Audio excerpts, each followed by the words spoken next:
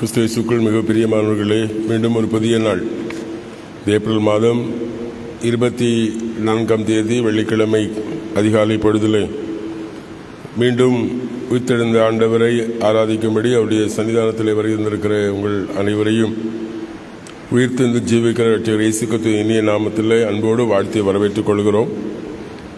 முகநூல் வழியாகவும் இணையதள வழியாகவும் இந்த ஆராதனையிலே தங்களை இணைத்துக் கொள்கிறவர்களையும் மிகமாற வாழ்த்துகின்றோம். நம்முடைய பிரார்த்தனையினுடைய ஆரம்பம் பிதா, குமாரன், பரிசுத்த ஆவி ஆகிய திரியகடவுள நாமத்துள்ளது. ஆமேன். ஜெபிப்போம். இருக்கிறவரும் இருந்தவரும் வருகிறவருமாகிய பரிசுத்தமுள்ள எங்கள் நல்ல கடவுளை, உம்முடைய குமாரன் கிறிஸ்து இயேசுவின் வழியாக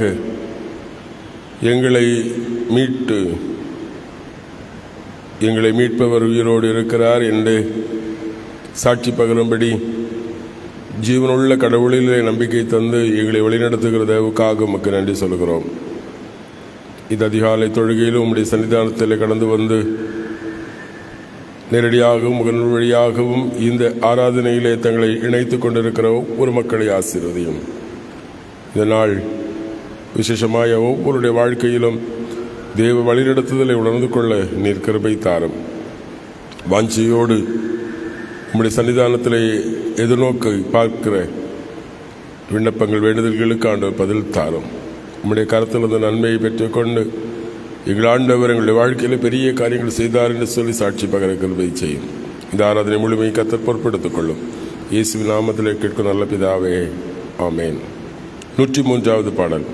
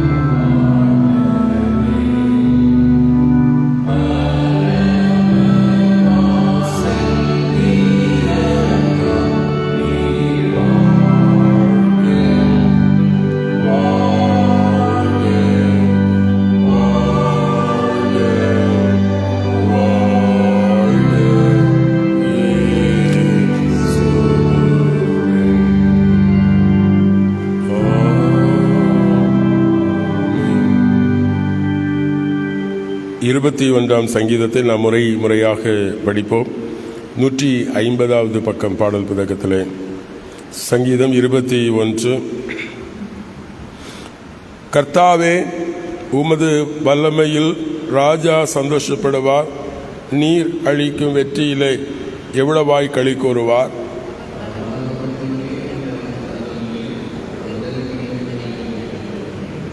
சிறந்த ஆசீர்வாதங்களோடு நீர் அவருக்கு எதிர்கொண்டு வந்தீர். அவர் சிரசிலே பொற்கிடம் தரிப்பித்தீர்.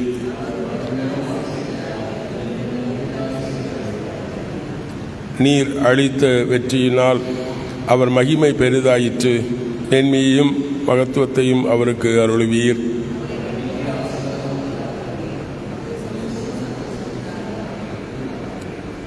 ராஜா கர்த்தரில் நம்பிக்கை வைத்திருக்கிறார்.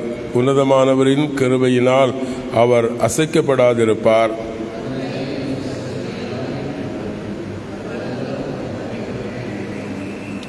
நீர் பிரத்யட்சமாகும் போது அவர்களை அக்னிச்சுளையாக்கி போடுவீர். கர்த்தர் தமது கோபத்திலே அவர்களை அழிப்பார். அக்னி அவர்களை பட்சிக்கும்.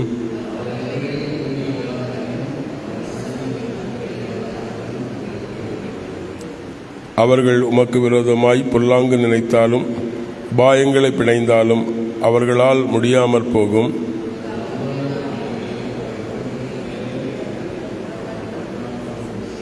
சேர்ந்து படிப்போம். கர்த்தாவே, உமது பலத்தில் உயர்ந்தருளும்.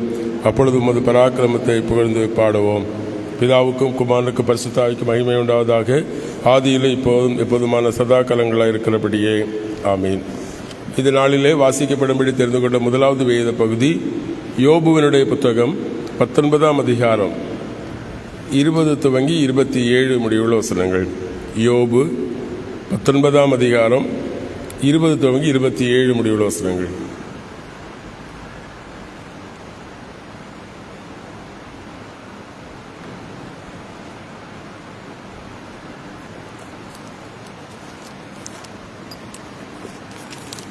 யோபுவின் புத்தகம் அதிகாரம் 19 வசனங்கள் 20 துவங்கி 27 முடிய.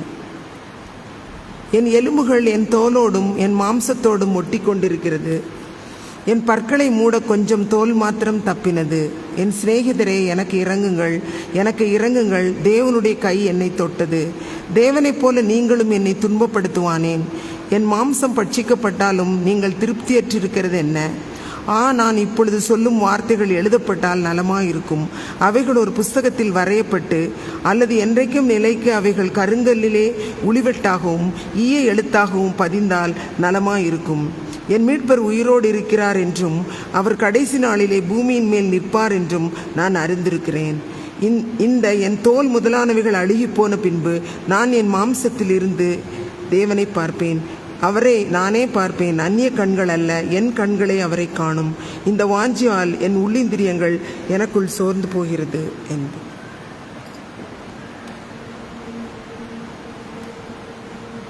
வாசிக்கப்படும்படி தெரிந்து கொண்ட நற்செய்தி வேத பகுதி தூய யோவான் எழுதிய நற்செய்தி நூல் 5ஆம் அதிகாரம் 21 துவங்கி 29 முடிவுள்ள வசனங்கள் படிக்க கேட்கலாம். யோவான் 5ஆம் அதிகாரம் 21 முதல்.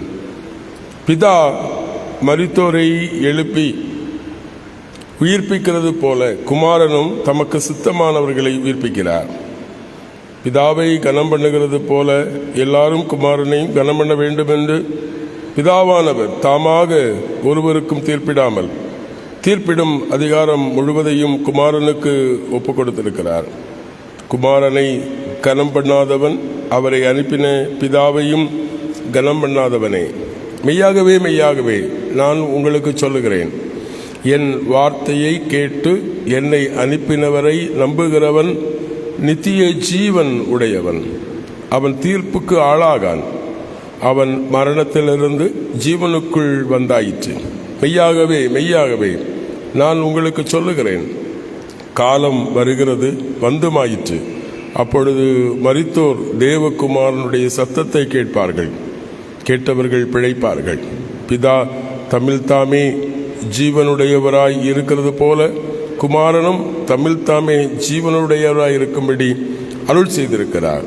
அவர் மனுஷகுமாரனாய் இருக்கிறபடியால் தீர்ப்பிடும் அதிகாரத்தையும் அவருக்கு கொடுத்தளினார். இதை குறித்து ஆச்சரியப்பட வேண்டாம். பிரேத குழியில் உள்ள அனைவரும் அவர் சத்தத்தை கேட்கும் காலம் வரும். அப்பொழுது நன்மை செய்தவர்கள் ஜீவனுக்கென்றும் தீமையை நடப்பித்தவர்கள் ஆக்கினைக்கென்றும் எழுந்து புறப்படுவார்கள் என்பதே. திருமறை பகுதியில் படிக்கிற நாம் விசுவாசத்தை அப்போஸ்தலர் விசுவாச அறிக்கை முறைமையின்படி அறிக்கை செய்வோம். பரலோகத்தையும் பூலோகத்தையும் படைத்த சர்வவல்ல பிதாவாகி கடவுளை விசுவாசிக்கிறேன். அவருடைய ஒரே குமாரனும் நம்முடைய ஆண்டவருமாகிய இயேசு கிறிஸ்துவை விசுவாசிக்கிறேன். இவர் பரிசுத்த ஆவியினால் கற்பத்தில் உற்பவித்து கன்னிமரிடத்தில் பிறந்து பொந்தி பிலாத்தின் கீழ் பாடுபட்டு சிலுவையில் அறையுண்டு மரித்து அடக்கம் பண்ணப்பட்டார். பாதாளத்தில் இறங்கி 3ஆம் நாள் மரித்திருந்து உயிர்த்தெழுந்தார். பரத்துக்கேறி சர்வவல்ல பிதாவாகி கடவுளுடைய வலதுபாசம் வீற்றிருக்கிறார். அவளத்திலிருந்து உயிருள்ளோரையும் மருத்துவரையும் நியாயத்திற்கு வருவார். பசுத்த ஆவியானவரை விசுவாசிக்கிறேன். பொதுவான பசுத்த கிறிஸ்தவ சபையும் பசுத்தாண்டிய ஐக்கியமும் பாவ மன்னிப்பும் சரீர வீழ்த்துதலும் நித்திய ஜீவனுடன் விசுவாசிக்கிறேன். ஆமேன். பிதாவாகிய கடவுளிடமிருந்தும் குமாரனாகிய கிறிஸ்து இயேசுவிடமிருந்தும் உங்கள் அனைவருக்கும் கிருபையும் சமாதானமும் உண்டாவதாக. ஆமேன்.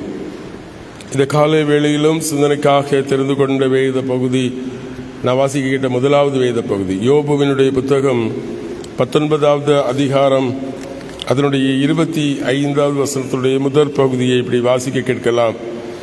என்னை மீட்பவர் உயிரோடு இருக்கிறார். தலைவணங்கி ஜெபிப்போம்.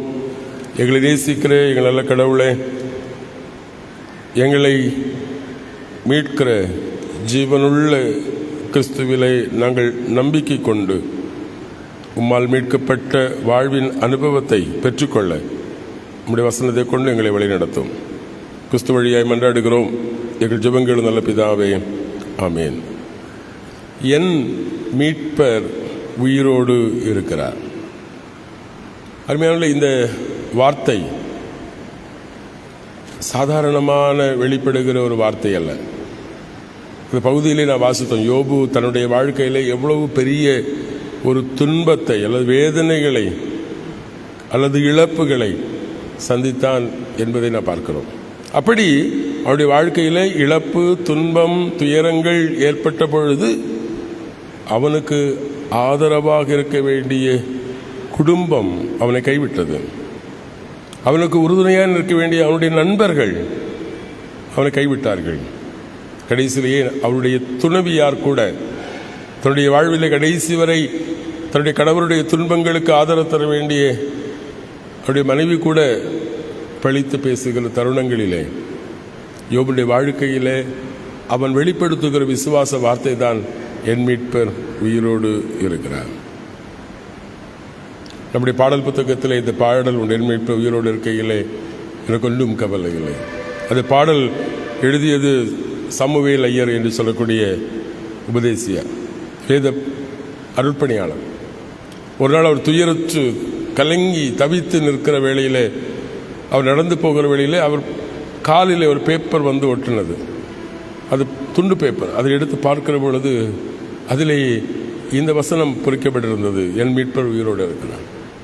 ஆகவே அந்த வார்த்தைகள் தான் அவருடைய உள்ளத்தை பாதித்தபடினாலே அழகான ஒரு பாடலை அவர் எழுதுகிறார். எந்த துயரங்கள், எந்த கவலைகள் எது வந்தாலும் என் மீட்பர் உயிரோடு இருக்கையில் எனக்கு ஒன்றும் குறைவு இல்லை.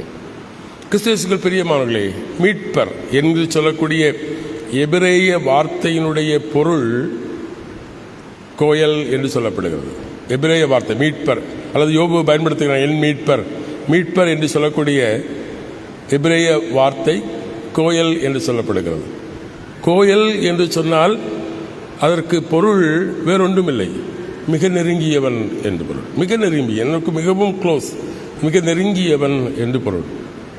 எப்படி என்று சொன்னால், நீங்கள் ரூத் புத்தகத்தை நீங்கள் வாசித்து பார்த்தால் எலிமெலேக்கு அவருடைய குடும்பம் துன்பம் முற்று துயருற்று இருக்கிற பொழுது அந்த குடும்பத்திற்கு மிக நெருங்கியவனாக போவாஸ் காணப்படுகிறான். அவன் அந்த குடும்பத்தின் துயரங்களை அவன் மாற்றுகிறான். ஆகவே ரூத் நகோமி குடும்பத்திற்கு ஒரு நெருங்கிய மனிதனாக அல்லது மீட்பராக போவாஸ் காணப்படுகிறான். ஆகவே துயருற்றிருக்கிற, வேதனைப்பட்டிருக்கிற ஒரு மனிதனுக்கு அந்த வேதனைகளிலிருந்து அவனை மீட்டுக் கொள்ளும்படி அவனுக்கு மிக நெருக்கமாக இருக்கிற ஒருவரைத்தான் கோயில் என்கிற வார்த்தை அடையாளப்படுத்துகிறது. யூத வழக்கத்தின்படி, யூத பாரம்பரியத்தின்படி ஒரு குடும்பங்களிலே துன்பம், துயரம் ஏற்பட்டால் அவனுடைய குடும்பத்திற்கு மிக நெருங்கியவன். அந்த குடும்பத்தின் துயரங்களை, அந்த குடும்பத்தின் துன்பங்களை அவன் ஏற்றுக்கொள்ள வேண்டும் என்பது அவர்களுக்கு போதிக்கப்பட்டிருந்தது. ஆகவேதான் யோபு சொல்லுகிறார், எனக்கு மிக நெருக்கமாக இருக்க வேண்டிய என் குடும்பம், உறவுகள், எனக்கு மிகவும் நெருக்கமாக இருக்கக்கூடிய என் நண்பர்கள், எனக்கு மிகவும் நெருக்கமாக இருக்க வேண்டிய என் மனைவியே என்னை நெருங்கி வராமல் தூரமாக நிற்கிற பொழுது அவர் சொல்லுகிறார், எனக்கு நெருக்கமான ஒருவர் உண்டு. அருமையானவர்களே, நீங்கள் அல்ல, எனக்கு நெருக்கமானவர் ஒருவர் உண்டு.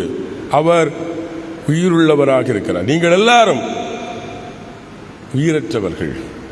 அருமையானவர்களே, இந்த அனுபவத்திலே, பழைய பாட்டிலே நமக்கு தெள்ள தெளிவாக மீட்பு என்று சொன்னால், அந்த மீட்பின் அனுபவம் என்று சொன்னால் என்ன என்கிற படிப்பினையே வேதம் நமக்கு தருகிறது. முதலாவதாக லேவியராகமம் 25ஆம் அதிகாரம் 25ஆம் வசனம் இப்படி வாசிக்க கேட்கிறோம். உங்கள் சகோதரன் தரித்திரப்பட்டு தன் காணியாட்சியிலே சிலதை விற்றால் அவன் இனத்தான் ஒருவன் வந்து தன் சகோதரன் விற்றதை மீட்க கடவன். முதலாவது, நமக்கு துயரம், துன்பம், கஷ்டங்கள் வந்து, வறுமை வந்து நமக்கு முக்கியமான ஒன்றை நாம் விற்று விட்டோம் அல்லது அடகு வைத்து விட்டோம், அதை இழந்து விட்டோம் என்று சொன்னால், மோசே இஸ்ரவேலுக்கு கட்டளை, அவனுடைய குடும்பத்தார நெருங்கியவன் வந்து அவனுடைய துயரத்திலே அவனுக்கு உதவி செய்ய வேண்டும். அது இந்த கடனை, அந்த அடமான வைக்க, அதை மீட்க வேண்டும் என்று சொல்லுகிறார். அது மோசேயின் வழியாக இஸ்ரவேல் மக்களுக்கு கொடுக்க கட்டளை.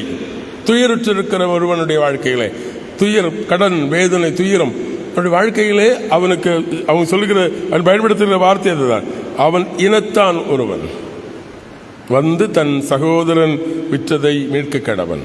அருமையானவர்களே, இன்னைக்கு ஆண்டவர் நமக்கு தருகிற முதலாவது அழைப்பு, இது உலகத்திலே நம்முடைய வாழ்க்கையிலே யோபுவை போல ஒரு அனுபவம் தான். நம்முடைய வாழ்க்கையிலே நமக்கு ஒரு கஷ்டம், நம்முடைய வாழ்க்கையில் நம்ம நல்லா இருந்தால், வசதி வாய்ப்பாக இருந்தால் எல்லாரும் ஓடி ஓடி வருவார்கள்.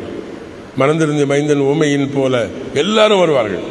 நண்பர்கள் என்ன, உறவுகள் என்ன, சொந்தங்கள் என்ன, அறிமுகம் இல்லாதவர்கள் கூட நம்மை அறிமுகமாக்கிக் கொள்வார்கள். ஆனால் ஒரு கஷ்டம், ஒரு துயரம் வருகிற பொழுது எல்லாரும் நம்மை விட்டு விலகி விடுவார்கள்.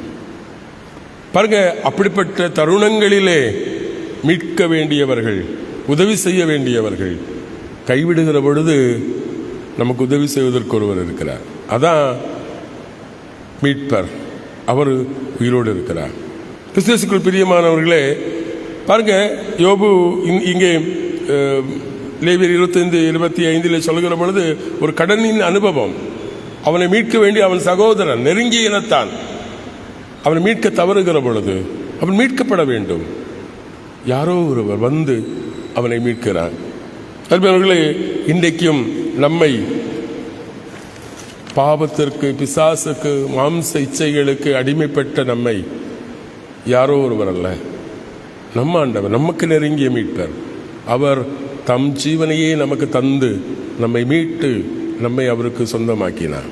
ஆகவே நாமும் சொல்லலாம், என்னுடைய வாழ்க்கையில் எந்த துயரங்களிலும், கடனின் அனுபவங்களிலும் என்னை மீட்பவர் உயிரோடு இருக்கிறார், ஜீவனுள்ளவர், அவர் என்னை மீட்பார். இது உலகம் என்னை கைவிட்டாலும் அவர் என்னை கைவிட மாட்டார். இரண்டாவதாக மீட்கப்படுகிறது அல்லது கோயில் என்று சொல்லுகிற வார்த்தையினுடைய பொருள் கொள்ளப்படுகிறது. ஆதியாகம புத்தகம் 14ஆம் அதிகாரம் 14வது வசனம். அங்கே ஆபிரகாம், வேதத்தில் வாசிக்கிறோம், தன் சகோதரன் சிறையாக கொண்டு போகப்பட்டதை ஆபிரகாம் கேள்விப்பட்ட போது அவன் தன் வீட்டிலே பிறந்த கைப்பிடிந்தவர்களாகிய 318 ஆட்களும் ஆயுதம் தரிப்பித்து தான் என்னும் ஊர் மட்டும் அவனை தொடர்ந்து அவனை மீட்டுக் கொண்டார். பாருங்க, தன்னுடைய சகோதரன் லோத்து, அவருடைய குடும்பம் சிறைப்பட்டு போனது ஆபிரகாமுக்கு கேள்விப்பட்ட உடனே அவன் என்ன செய்கிறான்? தன் சகோதரனை மீட்கும்படியாக தன் இனத்தார் எல்லாவரையும் கூட்டிக் கொண்டு சிறைப்பட்டு போன தன் சகோதரனை மீட்க அவன் முயற்சி எடுக்கிறான். அவன் மீட்டிருக்கிறான். அப்ப இரண்டாவது, இன்னைக்கு நம்முடைய வாழ்க்கையில் பாவம் என்கிற அடிமைத்தனம், இருள் என்கிற அடிமைத்தனம், பயம் என்கிற அடிமைத்தனம், அதிலிருந்து நம்மை மீட்க வேண்டிய, நல்லது நமக்கு தைரியத்தையும் நம்பிக்கையும் நமக்கு தர வேண்டிய குடும்பம், உறவு, சமூகம் இன்னைக்கு நம்மை கைவிட்டது. பாருங்கள், கேள்விப்பட்ட உடனே ஆபிரகாம் தன் சகோதரன் சிறைப்பட்டு போனான் என்று சொல்லி கேள்விப்பட்ட பொழுது அவனை மீட்பதற்காக கடந்து செல்கிறதை பார்க்கிறோம். இன்னைக்கு ஆண்டவர் ஏதேனிலே வாக்குறுதி, நாம் எப்பொழுது பாவத்திற்கு சிறைப்பட்டோமோ அப்பொழுது கடவுள் தன்னுடைய குமாரனை வாக்கு தருகிறார். அவர் வழியாக கடவுள் அவருடைய பாடு மரணத்தின் வழியாக அவர் என்னை அவருக்கு சொந்தமாக்கி கொண்டார். இன்னைக்கு நான் அடிமை இல்லை. பவுல் சொல்கிறார், இன்னும் நான் அடிமை இல்லை, பிசாசுக்கு, பாவத்திற்கு, மாம்சத்துக்கு அடிமை இல்லை. காரணம், கிறிஸ்து தம்மையே அடிமையாக்கி தம்மையே விலையாய் கொடுத்து நம்மை மீட்டு இன்றைக்கு ஜீவனுள்ளவராக இருக்கிறார். ஆகவேதான் ஆண்டவர் இயேசு கிறிஸ்து சொல்லுவார், நான் மரித்தேன், ஆனாலும் இதோ சதா காலங்களும் உங்களோடு உயிருள்ளவராக இருக்கிறேன். அருமையானவர்களே, இந்த வார்த்தைகள் நமக்கு தருகிற அழைப்பு தான் நம்முடைய சிறையின் அனுபவங்களிலே நம்மை மீட்டு கொள்ளக்கூடிய இயேசு ஆண்டவர் என்கிற மீட்பர் எனக்கு இருக்கிறார். ஆகவே நான் எந்த சிறை குறித்து கவலைப்பட மாட்டேன். உலகமும் குடும்பங்கள் உறவுகள் கைவிட்டாலும் என் ஆண்டவர் என்னோடு கூட இருக்கிறார். மூன்றாவதாக, எண்ணாகம புத்தகம் 35ஆம் அதிகாரம் 19ஆம் வசனம் சொல்லுகிறது, பழி வாங்க வேண்டியவனே கொலை பாதகனை கொல்ல வேண்டும். உங்கள் குடும்பத்திலே, உறவுகளிலே யாராவது ஒருவரை வேறொருவன் கொலை செய்தான் என்று வைத்துக் கொள்ளுங்கள். அதற்கு பழி வாங்குவதற்கு உங்கள் நெருங்கிய உறவினன் அவனுக்கு உரிமை இருக்கிறது. உங்களுடைய வாழ்க்கையில் துன்பத்தை செய்தவனை கொலை செய்வதற்கு அவனுக்கு உரிமை இருக்கிறது. அது சொல்கிறது, பழி வாங்க வேண்டியவனே கொலை பாதகனை கொல்ல வேண்டும். அருமையானவர்களே, நம்முடைய வாழ்க்கையிலே நம்மை வஞ்சித்த பிசாசை வேதம் சொல்கிறபடி அதனுடைய தலையை நசுக்குவதற்கு ஒரே அதிகாரம் படைத்தவர் நம்முடைய நேசகுமாரன். அருமையானவர்களே, மூன்றாவது ஆண்டவர் நமக்கு தருகிற அழைப்பு, நம்முடைய வாழ்க்கையிலே சத்துருக்களினாலே நாம் பழி வாங்கப்பட்டிருக்கிறோம். கர்த்தர் சொல்கிற யுத்தம் அவருடையது, பழி வாங்குதல் அவருடையது, அவர் பார்த்துக் கொள்வார். நம்முடைய வாழ்க்கையில் யார் யார் நமக்கு எதிராக தீமை செய்தாலும், யார் யார் நமக்கு எதிராக செயல்பட்டாலும் நாம் பழி வாங்க வேண்டிய அவசியம் இல்லை. காரணம், என் மீட்பர் ஒருவர் இருக்கிறார். என்னை பழி வாங்குவதற்கு, என்னை துன்பப்படுத்தியவனை பழி வாங்குவதற்கு, என்னை வேதனைப்படுத்தியவனை பழி வாங்குவதற்கு, ஏன் பிசாசை, பாவத்தை, மரணத்தை குலைத்து போடுவதற்கு, மரணமே உன் கூரெங்கே என்று கேட்கிற ஆண்டவர், மரணமே, பாருங்கள், பாதாளமே என்று சவால் விடக்கூடிய எந்த பழிகாரனையும் பழித்து அழித்து போடுகிற ஒருவர் என்னோடு கூட இருக்கிறார். சொல்வது, கடைசி சத்துருவாகிய மரணத்தை கூட கிறிஸ்து சிலுவையிலே வென்றார். அப்படிப்பட்ட ஒரு ஆண்டவர், எனக்கு பதிலாக என்னை பழி வாங்கினவர்களை பழி வாங்குவதற்கு என் மீட்பர் ஒருவர் இருக்கிறார். ஆகவே என் இனத்தான், என் குடும்பம், என் உறவு, என்னிலே இருக்கிற கிறிஸ்து, அவரில் கொண்டிருக்கிற நம்பிக்கை நம்முடைய வாழ்க்கையிலே நமக்கு புதிய ஆற்றலை தருகிறது. ஆகவே கிறிஸ்துவுக்குள் பிரியமானவர்களே, உயிர்த்தெழுந்த ஆண்டவர் இன்றும் நம்மோடு, நம்மிலே கூட இருந்து நம்முடைய பாவ கடன்களை நமக்கு மன்னிக்கிறார். நம்முடைய வாழ்க்கையிலே சிறையிருப்பின் அனுபவங்களிலிருந்து நமக்கு விடுதலை தருவார். நாம் பழிக்கப்பட்ட தருணங்களிலே நம்மை உயர்த்த வல்லவராக உயிர்த்தெழுந்த ஆண்டவர் மீட்பர் இருக்கிறார். யோபுவை போல எத்தகைய துயரங்களிலும் இன்னல்களிலும் யாரும் எனக்கு இல்லை என்று சொல்லி பதறி போக வேண்டாம். யார் என்னை கைவிட்டாலும் கைவிடாத ஆண்டவர் அவர் என்னோடு இருக்கிறார். அவர் சொல்லுங்க, நானே அழிந்து போகட்டும். யோபுடைய வார்த்தை சொல்லுங்க, என் தசை முதலானவைகள் அழிந்தே போகட்டும், ஆனால் என்னுடைய விசுவாசம் அழிந்து போகாது. என் சொந்த கண்களினாலே என்னை மீட்கக்கூடிய ஆண்டவரை, என்னை மீட்கிறவரை, நான் மீட்கப்படுவதை நான் காண்பேன். அந்த ஒரு அனுபவத்தை தான் கிறிஸ்து சிலுவையிலே வெற்றி சிறந்து இன்றைக்கும் ஜீவிக்கிறவராக நம்முடைய வாழ்க்கையில நம்பிக்கை தருகிறார். அந்த நம்பிக்கையோடு நாம் வாழ தூய ஆவியானவர் நம்ம ஒவ்வொருக்குள் கிரியை செய்வாராக. ஆமீன். எல்லாபத்துக்கும் மேலான தெய்வீக சமாதானம் நமது நினைவுகளையும் சிந்தனைகளையும் கிறிஸ்து இயேசுவுக்குள் காத்து வழி நடத்துவாராக. ஆமீன். 578வது பாடல்.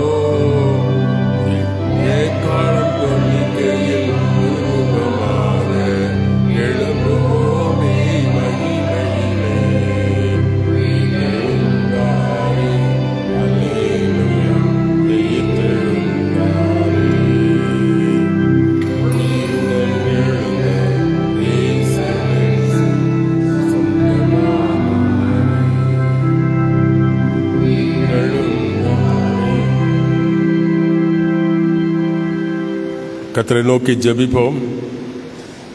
அன்பு நிறைந்த நல்ல கடவுளே, எங்களை எங்கள் பாவ கடன்களிலிருந்து மீட்கிற மீட்பர் ஒருவர் இருக்கிறார். எங்கள் சிறையிருப்பின் அனுபவங்களிலிருந்து எங்களை மீட்டுக்கொள்ள எங்கள் மீட்பர் ஒருவர் இருக்கிறார். எங்கள் வாழ்க்கையில் நாங்கள் பழிக்கப்படுகிற, அவமானப்படுத்தப்படுகிற, துயருற்றிருக்க நிலையிலிருந்து எங்களை உயர்த்தி நிறுத்த எங்கள் மீட்பர் ஒருவர் இருக்கிறார் என்கிற நம்பிக்கையை இந்த காலை பொழுதிலே ஆண்டவர் எங்களுக்கு தந்ததற்காக மக்கள் நன்றி சொல்லுகிறோம். என்னுடைய வாழ்க்கையிலே ஆண்டவரே, நோயின் அனுபவங்களிலே துயருற்றிருக்கிற மக்கள், ஆண்டவரே, தங்கள் உரியவரை இழந்து துக்கத்தோடு வேதனையோடு இருக்கிற மக்கள், குடும்பம், உறவு, சொந்தங்கள் இவர்களால் புறக்கணிக்கப்பட்டு தன்னுடைய வாழ்க்கையில் மன உளைச்சல்களிலும் வேதனைகளிலும் துயரங்களிலும் பாரப்படுகிற மக்கள் ஒவ்வொருவரையும் ஆண்டவர் சந்தியும். யோபுவை போல எங்களை மீட்டுக்கொண்ட, எங்களை இன்றும் வழிநடத்த காக்கிற, எங்களுக்கு துணை நிற்கிற, எங்களுக்கு மிகவும் நெருங்கிய ஒருவர் எங்களுக்கு உண்டு. அவர் வேறு யாரும் இல்லை, எங்கள் ஆண்டவர் இயேசு என்கிற சத்தியத்தை நாங்கள் புரிந்து கொண்ட மக்களாக அந்த கிறிஸ்துவை நெருக்கமாய் கொண்டு வாழ கிருபைத்தார். இந்த காலை வேளையிலும் ஆண்டவரே, உயிர்த்தெழுந்த ஆண்டவரை தங்களுக்கு நெருக்கமாக்கி கொண்டு உம்மை தேடி வாஞ்சிக்கிற ஒவ்வொரு மக்களை கர்த்தர் நோக்கிப்பார். அவருடைய வாழ்க்கையில் இருக்கிற எல்லா துயரங்களையும் ஆண்டவர் நீர் மீட்கக்கூடிய மிக நெருங்கிய கர்த்தராய் கூட இருந்து வழி நடத்தும். ஆண்டவர் எங்கள் குடும்பங்களை, உறவுகளை ஆசீர்வதியும்.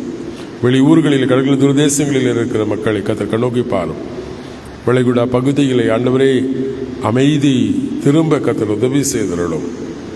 ஆண்டவரே, எங்கள் திருச்சபை திருப்படி ஊழியங்களை கர்த்தர் நீர் பொறுப்பெடுத்துக் கொள்ளும். விசேஷமாக ஒவ்வொரு நாள் நடைபெறும் இந்த அதிகாலை ஆராதனையை ஆண்டவர் ஆசீர்வதியும். அநேகர் தங்களுக்கு வாய்ப்பு இருந்தும் ஆண்டவரே உம்முடைய ஆலயத்திற்கு வர இயலாதவர்களாக, வர முடியாதவர்களாக இருக்கிறார்கள். ஆண்டவர் தடைகளை மாற்றும். அதிகாலை தொழுகையில் அநேக திரளாய் கடந்து வந்துமை ஆராதிக்க முடிய ஆலயத்தில் கடந்து வந்துமை சேவிக்கிற பாக்கியங்களை தாரும். ஆண்டவரே, நேற்று தினத்திலும் நடைபெற்ற சட்டமன்ற தேர்தல் அமைதியாக நடைபெற கர்த்தர் உதவி செய்தீர். அதற்காக உழைத்த ஆண்டவரே அனைவரையும் ஆண்டவர் ஆசீர்வதியும். தங்கள் ஜனநாயக கடமையை நிறைவேற்றி அனைவரையும் நினைந்துமை போற்றுகிறோம். கர்த்தாவே, நல்ல தலைவர்கள் தேர்ந்தெடுக்கப்பட்டு தேசம் சுபிட்சமாய் காணப்பட தேவன் கிருபை தாரும். எங்கள் தேசத்தை, இந்திய தேசத்தை இப்படி கருத்தில் ஒப்புக் கொடுக்கிறோம். ஆட்சியாளர்களை, மக்கள் பிரதிநிதிகளையும் கடவுள் உம்முடைய கரங்களில் எடுத்து பயன்படுத்தும். ஆண்டவரே, இன்றும் பிறந்த தினங்கள் மற்றும் திருமண தினங்களை கொண்டாடி மகிழ்கிறவர்கள், இந்த நாளை தங்கள் வாழ்க்கையில் விசேஷத்த நாளாய் கருதுகிற யாவரையும் கர்த்தர் நோக்கி பாரும். அவருடைய வாழ்க்கையில் ஆண்டவர் ஒரு புதிய சந்தோஷத்தை, புதிய நன்மைகளை ஒரு புதிய வருடத்தில் கர்த்தர் தந்து ஆசீர்வாதம். அவர்களும் அவர்கள் சார்ந்திருக்கிற குடும்பங்களும் ஆசீர்வதிக்கப்படட்டும். அதன் வழியாய் ஆண்டவரே உம்முடைய நாமத்தை பறைசாற்ற அருள் தாரும். ஆண்டவரே, இது நாள் முழுவதும் எங்களை பொறுப்பெடுத்துக் கொள்ளும். எங்கள் பயணங்கள், போக்குவரத்துகளிலே நீர் கூட இரும். தேவைகளை சந்தியும். நோயின் அனுபவங்களிலே, வீடுகளிலே, மருத்துவமனைகளிலே சிகிச்சை பெற்று வருகிற மக்களை சந்தியும். ஆண்டவர் ஒவ்வொருக்கும் வேண்டிய நல்ல சுகத்தை தாரும்.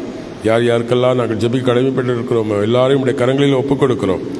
யார் யாரெல்லாம் எங்களிடத்திலே எங்களுக்காக ஜெபியுங்கள் என்று கேட்டுக்கொண்டார்களோ அவர்களையும் உடைய சன்னிதானத்தில் ஒப்புக் கொடுக்கிறோம். கடவுள் உள்ளங்களை, விருப்பங்களை ஆராய்ந்து அறிகிற தேவன் ஒவ்வொருடைய விருப்பங்களை, வேண்டுதல்களையும் ஆண்டவர் அறிந்து கர்த்தரை இரக்கம் செய்யும். தொடர்ந்து கர்த்தரைகளை நீர் பொறுப்பெடுத்துக் கொள்ளும். இயேசு கிறிஸ்துவின் திருப்பாத பிணைந்து மிகவும் தாழ்மையாக கேட்கிறோம் எங்கள் ஜெபங்கள் நல்ல பிதாவே, ஆமேன். பரமண்டலங்களில் இருக்க எங்கள் பிதாவே, உடைய நாமம் பரிசுத்தப்படுவதாக, உடைய ஆட்சி வருவதாக, விசுத்த பரப்படத்திலே செய்யப்படுவது போல புலியை செய்யப்படுவதாக. அதன் வேண்டிய எங்கள் ஆகர்த்தங்களுக்கு தாரும். எங்கள் கண்ணாடிகளுக்கு நாங்கள் மன்னித்திருக்கிறது போல எங்கள் பாவங்களுக்கு மன்னியும். எங்களை சோதனைக்கு பிறப்பு நாமத்தையும் ரசித்துக்கொள்ளும். ராட்சி, வல்லமை, பகிமை என்னென்றைக்கும் உடைய. ஆமேன். ஆண்டவராகிய இயேசு கிறிஸ்துவின் கிருபையும் பிதாவாகிய கடவுளுடைய அன்பும் தூய ஆவியானவருடைய அந்யோன்ய ஐக்கிய வழிநடத்தலும் சமாதானம் உங்கள் அனைவரோடும் ஈடுமென்று நிறைவாய் தங்கியிருப்பதாக. ஆமேன். என் ஆத்துமாவே கர்த்தரை ஸ்தோத்திரி, என் முழுவதும் பரிசுத்த நாமத்தை ஸ்தோத்திரி. என் ஆத்துமாவே கர்த்தரை ஸ்தோத்திரி, அவர் செய்த சகல உபகாரங்களை மறவாதே. ஆமேன். கர்த்தாவின் சமாதானம் உங்களோடு இருப்பதாக. சமாதானத்தோடு சென்று வாருங்கள்.